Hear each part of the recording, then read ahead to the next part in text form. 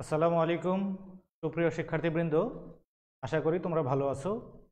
আমি মোহাম্মদ মাসুদ রানা, প্রভাষক হিসাব বিজ্ঞান বিভাগ, ঢাকা কলেজ, ঢাকা।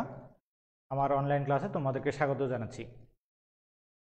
তোমরা যারা ঢাকা কলেজের এবং ঢাকা কলেজের বাইরে থেকে এই ক্লাস দেখছো, তো সবাই এই দুপুরের শুভেচ্ছা, সবাইকে এই দুপুরের শুভেচ্ছা। আমরা গত ক্লাস থেকে পড়তেছিলাম ব্যাংক সমন্বয় বিবরণী। আজকে যথারীতি তার ধারাবাহিকতা আমরা বজায় রাখব। তাহলে ব্যাংক সমন্বয় বিবরণী আমরা গত দুই ক্লাসে কি পড়েছি একটু আমরা রিভিউ করি। ব্যাংক সমন্বয় বিবরণী হচ্ছে আমরা প্রতিষ্ঠান বা ব্যক্তি যখন ব্যাংকে একটা হিসাব খোলে, হিসাব তৈরি করে, হিসাব ওপেন করে, তো ব্যক্তি বা প্রতিষ্ঠান নিজে তার ব্যাংক হিসাবের সে নিজে হিসাব রাখে, তার ব্যাংকে কত টাকা জমা হইলো, কত টাকা উত্তোলন করা হলো এবং আলটিমেটলি কত টাকা ব্যালেন্স আছে। তেমনি ব্যাংক ওই ব্যক্তি বা প্রতিষ্ঠানের পক্ষে হিসাব রাখে যে ব্যক্তির অ্যাকাউন্টে কত টাকা জমা হচ্ছে এবং উত্তোলন হচ্ছে, আলটিমেটলি কত টাকা ব্যালেন্স আছে। তো দেখা যায় অনেক সময় ব্যক্তির হিসাব বা প্রতিষ্ঠানের হিসাব অনুযায়ী যত টাকা ব্যালেন্স থাকার কথা, ব্যাংকের হিসাব অনুযায়ী ব্যালেন্স এর চেয়ে অনেক সময় কম বা বেশি থাকে। যদি কখনো এরকম হয় যে ব্যক্তি বা প্রতিষ্ঠানের হিসাব অনুযায়ী যে ব্যালেন্স আর ব্যাংকের হিসাব অনুযায়ী ব্যালেন্স ভিন্ন হয়, তখন এই ভিন্নতা কেন, সেই কারণগুলো চিহ্নিতকরণ করে তার সমন্বয় সাধন করার জন্য যে স্টেটমেন্ট বা বিবরণী তৈরি করা হয় তাকেই আমরা বলি ব্যাংক সমন্বয় বিবরণী। এখন ব্যাংক সমন্বয় বিবরণী তৈরি করার জন্য আমরা গত ক্লাসে বলেছি বিশেষত দুইটা পদ্ধতি প্রচলিত। এক নম্বর হচ্ছে একক জের পদ্ধতি বা সিঙ্গেল ব্যালেন্স মেথড, আরেকটা হচ্ছে দ্বৈত জের সংশোধন পদ্ধতি বা বুথ ব্যালেন্স কারেকশন মেথড। এর মধ্যে বুথ ব্যালেন্স কারেকশন মেথডে কিভাবে আমাদের ব্যাংক সমন্বয় বিবরণী তৈরি করতে হয় সেই বিষয়টা আমরা গত ক্লাসে আলোচনা করেছি। তবে আমরা যে প্রবলেমটা অর্থাৎ সৃজনশীল প্রশ্ন দেখিয়েছি সেখানে আরও কিছু অংশ ছিল যেটা আমরা সময়ের কারণে শেষ করতে পারিনি। অর্থাৎ সৃজনশীল প্রশ্নে তোমাদের সাধারণত তিনটা অংশ থাকে: ক পার্ট, খ পার্ট এবং গ পার্ট। তো গত ক্লাসে আমরা ক পার্ট এবং খ পার্ট দুইটা আমরা আলোচনা করেছি, গ পার্টটা আলোচনা করতে পারিনি, অর্থাৎ সেখানে ছিল প্রয়োজনীয় জাবেদা দাখিলা দেখাও। তাহলে আজকে আমরা যদি গত ক্লাসের অঙ্ক থেকে জাবেদা করি তাহলে অনেকের একটু সমস্যা হতে পারে, কারণ গত ক্লাসের অঙ্কটা তোমাদের হয়তো সামনে নাই, আবার নতুন করে বুঝতে হবে, অনেক কিছু হয়তো ভুলে যেতে পারো। এই জন্য আমরা আজকে আবার নতুন করে আরেকটি অঙ্ক দেখব সেই দ্বৈত জের পদ্ধতিতেই, এবং এখানে ক পার্ট, খ পার্ট এবং গ পার্ট তিনটা পার্ট আমরা আলোচনা করার চেষ্টা করব। তো ক্লাস শুরু করার আগে আরও একটা গুরুত্বপূর্ণ বিষয় তোমাদের সাথে শেয়ার করে নিই। সেটা হচ্ছে তোমাদের সাথে আমাদের এই অনলাইন ভিত্তিক ক্লাস চলতেছে আজকে প্রায় 2-2.5 মাস হয়ে গেল বা 3 মাস হয়ে গেল। তো তোমাদের সাথে আমাদের আসলে সেইভাবে দেখা সাক্ষাৎ হওয়ার সুযোগ হয় নাই। হয়তো তোমরা আমাকে দেখতেছো কিন্তু আমি কিন্তু তোমাদেরকে দেখতে পারি নাই। এবং যদিও তোমরা কমেন্টে কিছু কিছু কোশ্চেন করো অথবা এই কোশ্চেনের পরিমাণও খুব কম, কিন্তু সেইটার সরাসরি আনসার তোমরা হয়তো পাও না। তোমাদের মনে অনেক কোশ্চেন থাকে যেগুলা তোমরা মনে চায় যে স্যারের সাথে আমি জিজ্ঞেস করে জিনিসটা পরিষ্কার হই, ক্লিয়ার হই, কিন্তু সেই সুযোগ তোমরা খুব বেশি পাও না। তোমাদের এই অভাববোধ দূর করার জন্য আমি আগামী 9 তারিখ বুধবার রাত 8:30টায় তোমাদের সাথে একটা জুম ক্লাস নিব। ওই জুম ক্লাসটা তোমাদের রুটিন ক্লাসের অতিরিক্ত, তোমাদের সাথে শেয়ার করার জন্য, তোমাদের প্রশ্নগুলা বা সমস্যাগুলো সমাধান করার জন্য এবং তোমাদের কোনো কোশ্চেন থাকলে তার আনসার দেওয়ার জন্য আমরা সেই জুম ক্লাসটা পরিচালনা করব। তাহলে সময়টা হচ্ছে 9 তারিখ, 9/12/2020 সময় রাত 8:30। জুম আইডি, কারণ তোমরা জানো জুমে ক্লাস করতে হলে জুম আইডি লাগে এবং পাসওয়ার্ড লাগে। তাহলে জুম আইডি হবে 73756479335।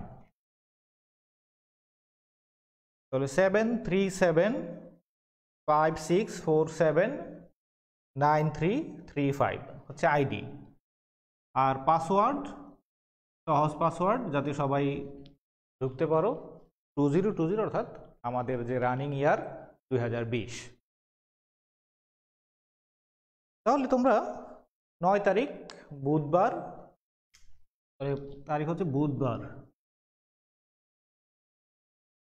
বুধবার রাত 8:30 আমাদের এই জুম প্রবলেম সলিউশন ক্লাসটি অনুষ্ঠিত হবে। এই ক্লাসটা আমাদের রুটিনের ক্লাসের অতিরিক্ত আমার ব্যক্তিগত উদ্যোগ থেকে, কারণ আমি ব্যক্তিগতভাবে এটা ফিল করতেছি যে তোমাদের যা অনেকেই আছে যারা সায়েন্স ব্যাকগ্রাউন্ড, অর্থাৎ এসএসসিতে সায়েন্স পড়েছো, এখানে কমার্সে আসছো, আমরা পূর্ব অভিজ্ঞতা থেকে জানি যে প্রথম দিকে তাদের এই বিষয়গুলো অর্থাৎ বেসিক বিষয়গুলো অনেক সমস্যা হয়, যেগুলো ক্লাসে আমরা আলোচনা করি, সমাধান করে দেওয়ার চেষ্টা করি। কিন্তু যেহেতু এখানে 2 ওয়ে ডিসকাশন হচ্ছে না, অর্থাৎ এখানে 1 ওয়ে ডিসকাশন বা 1 ওয়ে লেকচার হচ্ছে, তো এই জন্য তোমাদের সমস্যাগুলো সমাধান করার উদ্দেশ্যেই এই জুম ক্লাসটি পরিচালনা করা। তবে এখানে জানো যে আমরা জুমে যে ক্লাস নেই বা জুমে যে মিটিং করি, এখানে 2টা ভার্সন আছে, একটা হচ্ছে ফ্রি ভার্সন, একটা পেইড ভার্সন। তো প্রাথমিকভাবে এটা কিন্তু ফ্রি ভার্সনের ক্লাস, অর্থাৎ এখানে সর্বোচ্চ 100 জন পার্টিসিপেট করতে পারবে এই জন্য। আর এই ক্লাসগুলো যেহেতু সবাই দেখে, এইটা উন্মুক্ত ক্লাস, ঢাকা কলেজের ছাত্ররাও দেখে, ঢাকা কলেজের বাইরে থেকেও দেখে, এই জন্য এই আইডি পাসওয়ার্ড দিয়ে কিন্তু সবাই ঢুকতে পারবে। ঢাকা কলেজের ছাত্র যারা আছো বিশেষভাবে, তারা অবশ্যই তোমরা অন টাইমে ঢুকে যাওয়ার চেষ্টা করবা, যাতে তুমি লেট করলে পরে কিন্তু 100 পার হয়ে গেলে আর ঢুকতে পারবা না। তবে অন্যদের জন্য এই সুযোগ থাকবে, যেহেতু আমি ক্লাসটা পাবলিক নিতেছি সবার জন্য, এই সুযোগটাও সবার জন্য। যারা সুযোগটা গ্রহণ করতে চাবে তারা সময় মতো চলে আসবে। তো মূলত আমরা এখানে আমাদের চ্যাপ্টার 1 এবং চ্যাপ্টার 2, এই 2টা চ্যাপ্টারে তোমাদের কোনো সমস্যা থাকলে আমরা আলোচনা করব, যেহেতু তোমাদের সিটি পরীক্ষা কিছুদিন পরেই। আমি ঢাকা কলেজের ছাত্রদেরকে বলতেছি, তোমাদের কিন্তু ফার্স্ট সিটি পরীক্ষা কিছুদিন পরেই। তোমরা সিলেবাস জানো, হিসাব বিজ্ঞানের প্রথম সিটি পরীক্ষার সিলেবাস হচ্ছে চ্যাপ্টার 1 এবং চ্যাপ্টার 2, অধ্যায় 1, অধ্যায় 2। এই জন্য এই অধ্যায় 1 এবং 2 সম্পর্কিত কোনো সমস্যা থাকলে, প্রশ্ন থাকলে সেই বিষয়গুলো নিয়েও আলোচনা করব। এছাড়াও সার্বিক কোনো প্রশ্ন থাকলেও আমরা আলোচনা করব।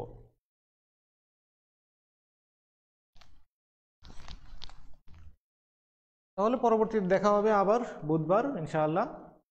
আজকে আমরা পড়ব সৃজনশীল, অর্থাৎ ব্যাংক সমন্বয় বিবরণীর একটি সৃজনশীল অঙ্ক দেখব। তাহলে দেখো তোমরা অঙ্কটা কি আছে। 2016 সালের 31শে ডিসেম্বর তারিখে 2016 সালের 31শে ডিসেম্বর তারিখে তুরু অ্যান্ড কোং এর ব্যাংক সংক্রান্ত লেনদেন নিম্নরূপ। 1. ব্যাংক বিবরণী অনুযায়ী উদ্বৃত্ত 8,000 টাকা।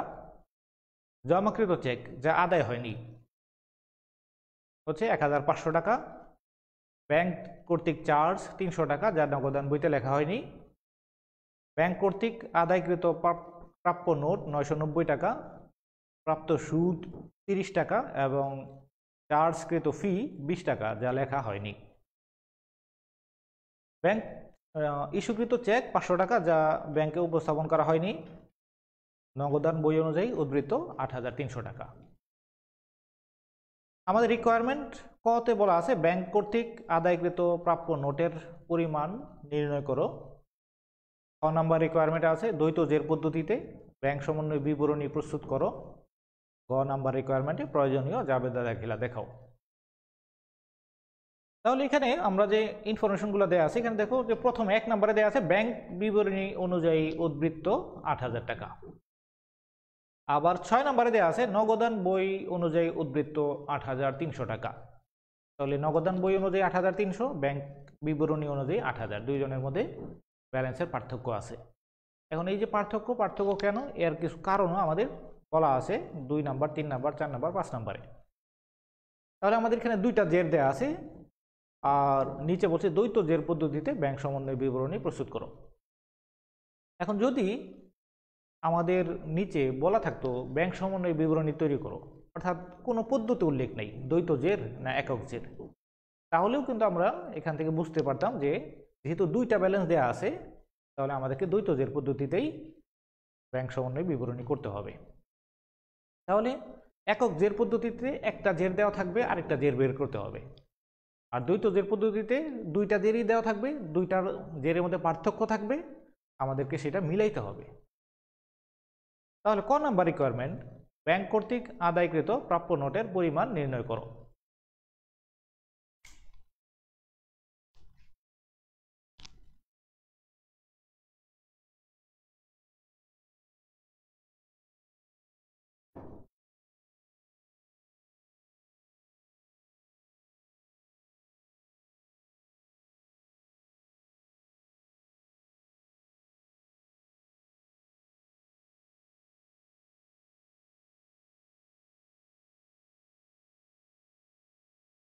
ব্যাংক কর্তৃক আদায়কৃত প্রাপ্য নোটের পরিমাণ নির্ণয়।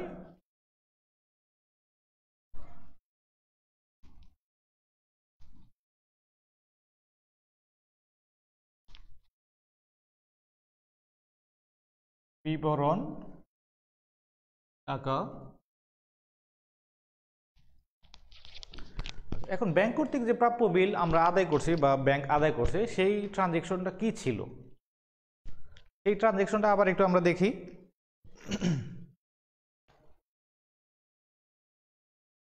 দেখো 4 নাম্বার ট্রানজেকশনে ব্যাংক কর্তৃক আদায়কৃত প্রাপ্য নোট 990 টাকা।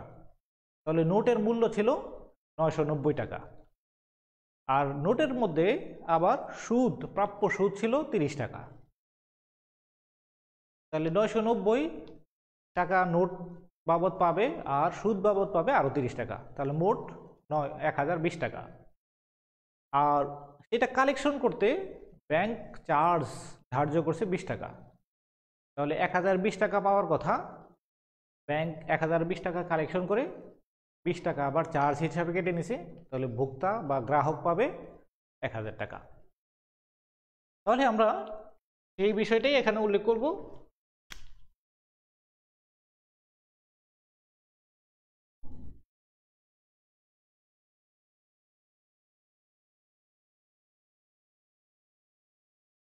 প্রাপ্য নোটের মূল্য হচ্ছে 990 টাকা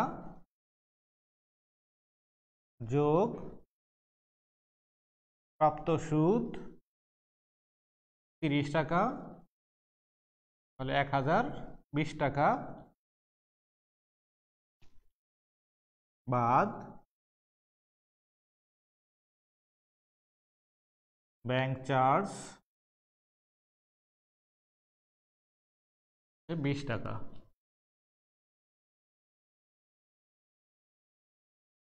তাহলে আমাদের রিকোয়ারমেন্ট ছিল ব্যাংক কর্তৃক আদায়কৃত প্রাপ্য নোটের পরিমাণ। তাহলে ব্যাংক কর্তৃক যে প্রাপ্য নোট আদায় করছে, সেখান থেকে গ্রাহক বা প্রতিষ্ঠান অর্থাৎ তরু অ্যান্ড কোং 1000 টাকা তার ব্যাংকে জমা হবে। তাহলে এই ছিল ক নাম্বার রিকোয়ারমেন্ট। তারপর খ নাম্বার রিকোয়ারমেন্ট বলছে দ্বৈত জের পদ্ধতিতে ব্যাংক সমন্বয় বিবরণী তৈরি করো।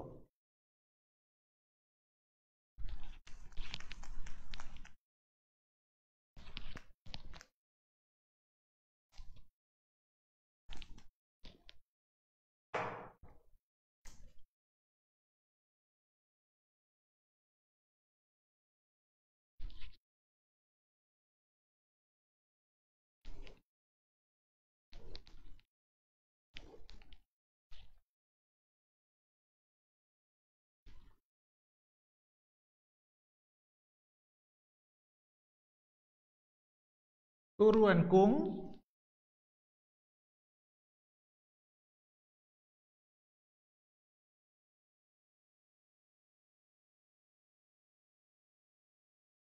ব্যাংক সমন্বয় বিবরণী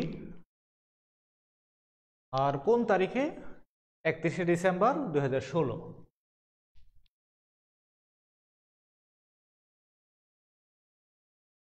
ডিসেম্বর 31, 2016 বিবরণ টাকা টাকা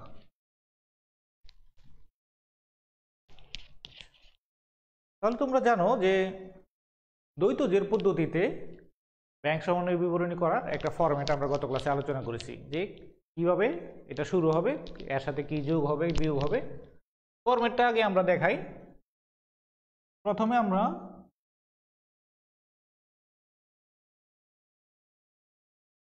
ব্যাংক বিবরণী অনুযায়ী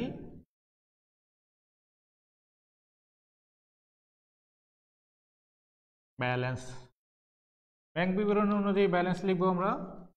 দেয়া আছে 8,000 টাকা। এক নম্বরে ব্যাংক বিবরণী অনুযায়ী উদ্বৃত্ত বা ব্যালেন্স।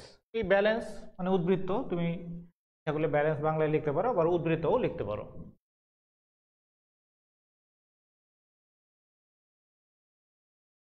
তারপর এর সাথে আমাদের কিছু আইটেম যোগ হয়। যোগ কি যোগ হবে আমরা জানি না এখনো, মনে করো, কিন্তু কিছু হয়তো যোগ হবে, আবার কিছু আইটেম বিয়োগ হবে।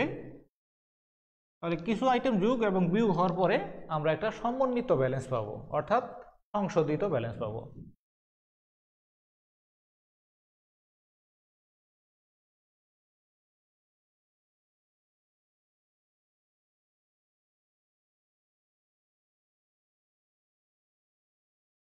তাহলে সংশোধিত উদ্বৃত্ত কত হবে সেটাও আমরা জানি না, আগে ফরম্যাটটা আমরা লিখলাম। এরপর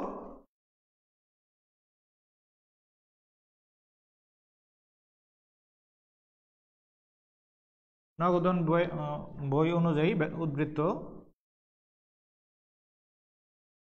আমাদের দেওয়া আছে 8,300 টাকা। এর সাথে কিছু আইটেম যোগ হবে, কিছু আইটেম বিয়োগ হবে, আর একটা সংশোধিত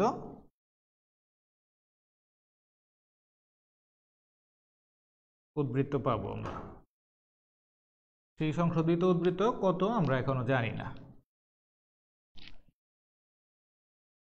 যারা গত ক্লাস দেখেছো তারা এই ফরম্যাট সম্পর্কে পরিচিত।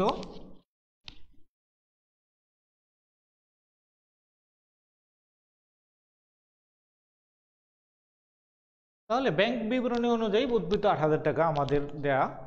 এরপরে কি বলা আছে তোমরা স্লাইডটা দেখো। 2 নম্বরে জমাকৃত চেক যা আদায় হয়নি 1,500 টাকা।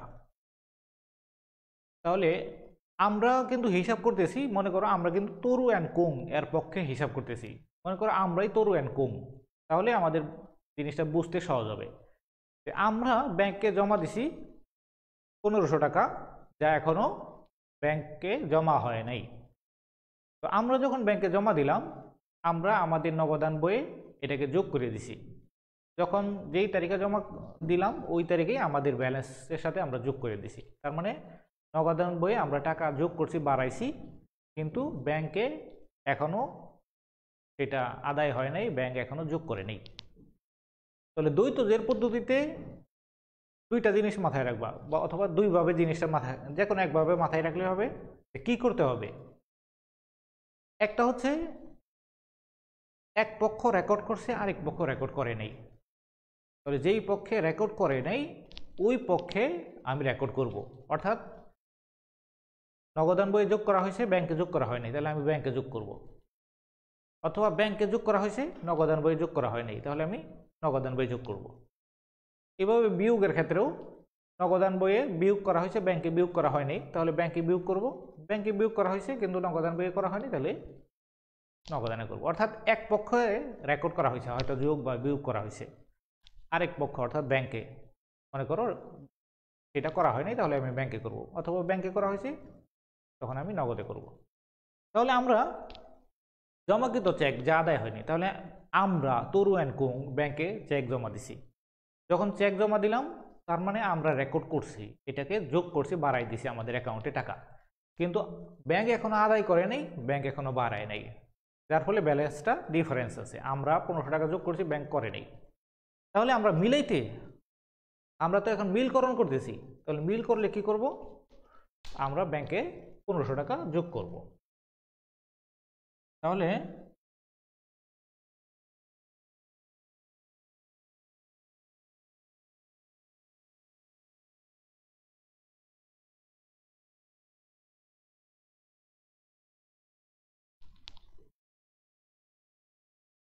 জমাকৃত চেক যা আদায় হয়নি 1500 টাকা।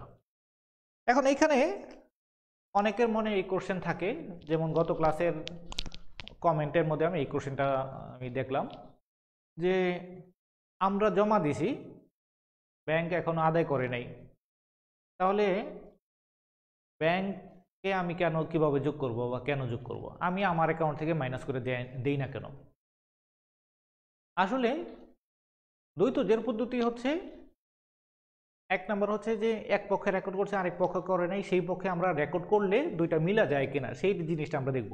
আমরা কিন্তু ব্যাংকের হিসাব বইয়ে যাই যোগ করতে পারবো না, কারণ ব্যাংকের হিসাব বই আমাকে ধরতে দিবে না, দেখতে দিবে না। আমি আমার হিসাবে একটা খসড়া হিসাব করতেছি, এটা কিন্তু ব্যাংক সম্বন্ধে বিবরণী একটা খসড়া তালিকা, খসড়া হিসাব, যে সাময়িকভাবে আমার হিসাব আর ব্যাংকের হিসাব মিলে কিনা সেই জিনিসটা যাচাই করার জন্য আমি বিবরণীটা তৈরি করতেছি। তাহলে আমি এটা দেখতে চাই যে আমার অ্যাকাউন্টে আমি মাইনাস যোগ করছি, তাহলে ব্যাংকে টুডে অর টুমোরো এটা আদায় করবে আর যোগ করবে। তাহলে ব্যাংকে যদি যোগ করে তাহলে মিলা যায় কিনা, যদি মিলা যায় তাহলে ঠিক আছে, আমার হিসাব আর ব্যাংকের হিসাব ঠিক আছে, আমি জমা দিছি এই জন্য যোগ করছি, ব্যাংক এখনো যেহেতু কালেকশন করেনি এই জন্য যোগ করেনি, তবে কালেকশন করলে যোগ করবে, আমারটা মিলা যাবে। তাহলে 2 নম্বর, 3 নম্বর দেখো, ব্যাংক কর্তৃক চার্জ 300 টাকা যা নগদান বইতে লেখা হয়নি। তাহলে ব্যাংক কর্তৃক চার্জ 300 টাকা যা নগদান বইতে লেখা হয়নি। তাহলে ব্যাংক চার্জ কি করে, ব্যাংক আমার অ্যাকাউন্টে, আমি যে ব্যাংকের সাথে লেনদেন করতেছি, টাকা জমা দিতেছি, টাকা উত্তোলন করতেছি, আমার টাকাটা ব্যাংকে জমা রাখা মানে আমি মনে করতেছি নিরাপত্তা বা নিরাপদ আছে। এই যে ব্যাংক আমাকে সার্ভিস দিতেছে, এই সার্ভিস চার্জ বাবদ যে আমার কাছ থেকে 300 টাকা কর্তন করছে।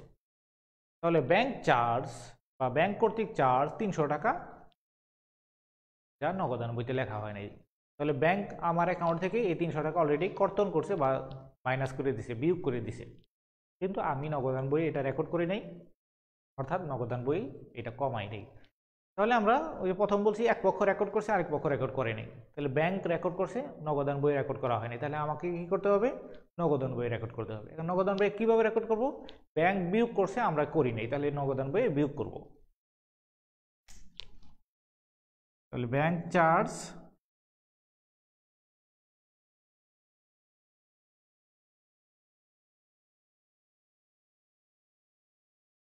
যা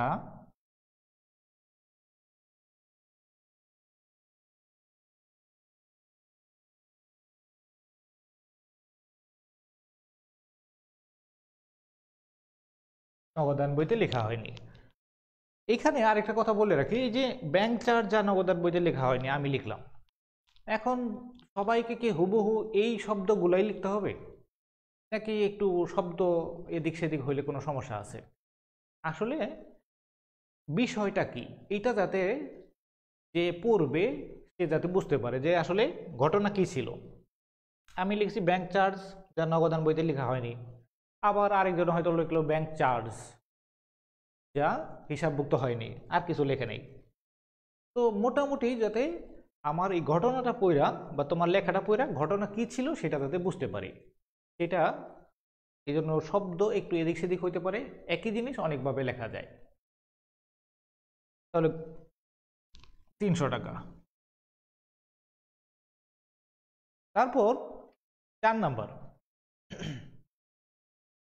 ব্যাংক কর্তৃক আদায়কৃত প্রাপ্য নোট 990 টাকা, প্রাপ্ত সুদ 30 টাকা এবং চার্জকৃত ফি 20 টাকা যা লেখা হয়নি। তাহলে ব্যাংক আমাদের প্রাপ্য নোট এর টাকা আদায় করছে, প্রাপ্য নোটের টাকা আদায় করছে, সে কত আদায় করছে 990 প্লাস 30 1020 টাকা। তাহলে 1020 টাকা আদায় করছে, আবার সে 20 টাকা চার্জ কেটে নিছে। তাহলে আমার অ্যাকাউন্টে সে জমা করছে কত? 1000 টাকা। তাহলে ব্যাংক আমার পক্ষে 1000 টাকা আমার অ্যাকাউন্টে জমা করে দিছে ব্যাংক প্রাপ্য নোট হিসাবে আমার, কিন্তু আমি এখনো হিসাবভুক্ত করিনি। তাহলে ব্যাংকে হিসাব করছে, নগদান বই হিসাবভুক্ত হয়নি, তাহলে নগদান বই হিসাবভুক্ত হবে। এখন কি হবে? নগদান বই কি যোগ হবে না বিয়োগ হবে? তাহলে ব্যাংক কি করছে? ব্যাংক আমার অ্যাকাউন্টে যোগ করছে, আমি যোগ করি নাই, তাহলে আমাকেও যোগ করতে হবে। তাহলে হিসাবটা কিন্তু সহজ। প্রথমে হিসাব করতে হবে কোন পক্ষে রেকর্ড হয়েছে, কোন পক্ষে রেকর্ড হয়নি। তো যেই পক্ষে রেকর্ড হয় নাই সেই পক্ষে রেকর্ড করব। এখন রেকর্ড করব কি যোগ করব না বিয়োগ করব? অপর পক্ষ কি যোগ করছে নাকি বিয়োগ করছে? যদি অপর পক্ষে যোগ করে থাকে আমিও যোগ করব, অপর পক্ষে বিয়োগ করে থাকলে আমিও বিয়োগ করব। দ্বৈত জের পদ্ধতিতে এইটাই হচ্ছে সূত্র। তাহলে ব্যাংক আমার অ্যাকাউন্টে যোগ করছে, আমি যোগ করি নাই, আমি যোগ করে দিব।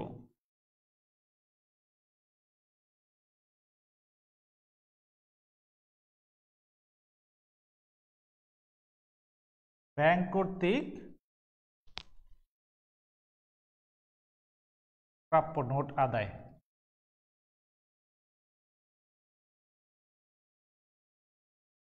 তাহলে আদায় করে সে আমার অ্যাকাউন্টে 1000 টাকা যোগ করছে, আমি আমার নগদান বই 1000 টাকা যোগ করে দিলাম। তো আশা করি এই পর্যন্ত তোমাদের সমস্যা নেই। তারপরও যদি কারো সমস্যা থাকে তোমরা কমেন্টে লিখবা, আমি কিন্তু চেষ্টা করি তোমাদের কমেন্টগুলো দেখার জন্য, এবং পরবর্তী ক্লাসে আসার আগে তোমাদের সেই কমেন্টগুলার মানে দেখে আসি এবং পরবর্তী ক্লাসে উত্তর দেওয়ার চেষ্টা করি। যেমন তোমাদের একটা কমেন্ট দেখতেছি, সমন্বয় করার পরও কি নগদান বই ও ব্যাংকের জেরের মাঝে পার্থক্য থাকতে পারে? সমন্বয় করার পরেও ব্যাংকের হিসাব এবং নগদান বই অনুযায়ী পার্থক্য থাকতে পারে কিনা? দ্বৈত জের পদ্ধতিতে সমন্বয় করার পরে আমার ব্যাংক সমন্বয় বিবরণীতে অবশ্যই দুইটা ব্যালেন্স মিলে যাবে। তবে এই মিলে যাওয়া কিন্তু আসলে বাস্তবে মিলে যাওয়া না। আমি দেখলাম পার্থক্য এখন আছে ব্যাংকের হিসাবে 800 টাকা, 8000 টাকা, আমার হিসাবে 8300 টাকা। তাহলে কেন পার্থক্য? কারণগুলো আইডেন্টিফাই করে আমি একটা সমন্বয় হিসাব করলাম, আমার দুইটা মিলে গেল। তো এই মিলে যাওয়া এর কারণে আসলে আমার নগদান বইয়ে কিন্তু আমি ব্যাংকের হিসাবের বইয়ে কিন্তু কোনো চেঞ্জ করতে পারতেছি না। তো ব্যাংকের হিসাবের বইয়ে ব্যাংক চেঞ্জ করবে, যখন চেঞ্জ করার প্রয়োজন তখন চেঞ্জ করবে। সে যখন চেক আদায় করতে পারবে তখন সেটা আমার অ্যাকাউন্টে যোগ করবে। তাহলে আমি এটা প্রাথমিকভাবে একটা খসড়া তালিকা করতেছি, খসড়া হিসাবে মিলাইতেছি। দ্বৈত জের পদ্ধতিতে আমার ব্যাংক সমন্বয় বিবরণী যখন করব তখন ব্যালেন্স আমার এখানে অবশ্যই মিলবে, কিন্তু বাস্তবে পার্থক্য থাকতে পারে, কারণ আমি কিন্তু ব্যাংকেরটা চেঞ্জ করতেছি না। আচ্ছা, এখন আবার আসি, আমরা ছিলাম যে 5 নাম্বার ইস্যুকৃত চেক। ইস্যুকৃত চেক 500 টাকা যা ব্যাংকে উপস্থাপন করা হয়নি। তাহলে ইস্যুকৃত চেক অর্থাৎ আমরা প্রতিষ্ঠান তরু অ্যান্ড কোং, আমরা আমাদের পাওনাদারকে একটা চেক দিলাম 500 টাকার। তো চেক দিলাম, আমরা ধরে নিলাম যে এটা ব্যাংক থেকে সে কালেকশন করবে। তো যখন আমরা চেক দিব তখনই আমরা এটাকে আমাদের নগদান বইয়ে মাইনাস করে দিব, যে এই টাকা আমার অ্যাকাউন্ট থেকে কমে যাবে। কিন্তু পাওনাদার এখনো ব্যাংক থেকে টাকা উত্তোলন করে নাই। তাহলে আমরা রেকর্ড করছি, অর্থাৎ প্রতিষ্ঠান নগদান বই রেকর্ড করছে। কি রেকর্ড করছে? প্রতিষ্ঠান অলরেডি এই 500 টাকা তার নগদান বই থেকে অর্থাৎ ব্যাংকের হিসাব থেকে কমাই দিছে, অর্থাৎ মাইনাস করছে, বিয়োগ করছে। ব্যাংক এখনো এটা রেকর্ড করে নাই। তাহলে আমার সমন্বয় বিবরণীতে কি করব? নগদান বই রেকর্ড হয়েছে, ব্যাংকে রেকর্ড হয় নাই, তাহলে ব্যাংকের অংশে রেকর্ড করব। কি রেকর্ড করব? নগদান বই কমানো হয়েছে, ব্যাংকে কমানো হয় নাই, তাহলে ব্যাংকে কমাই দেব। তো এই যে বারবার আমরা বলতেছি ব্যাংকে যোগ করব, ব্যাংকে কমাই দেব, তো এটা কিন্তু আমার নিজের খরচা হিসাবে আমি যোগ বিয়োগ করে দেখতেছি মিলে কিনা। আমি কিন্তু ব্যাংকের বইয়ে আসলে যোগ বিয়োগ করতে পারবো না। তাহলে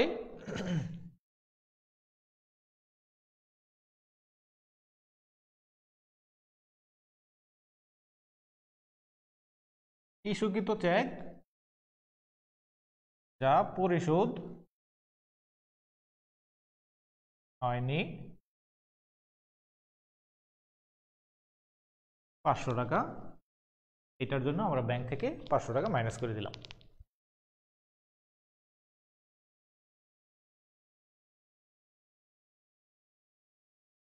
তারপর 6 নাম্বার, 6 নাম্বার আমাদের নগদান বই অনুযায়ী উদ্বৃত্ত 8,300 টাকা, এটা আমরা অলরেডি প্রথমেই ইনপুট দিয়ে দিছি, অর্থাৎ যে কারণগুলো আমাদেরকে বলা হচ্ছিল পার্থক্যের, সেই কারণগুলো আমাদের ইনপুট দেওয়া হয়ে গেছে। এখন আমরা যোগ বিয়োগ করে দেখব আমাদের দুইটার ব্যালেন্স মিলে কিনা।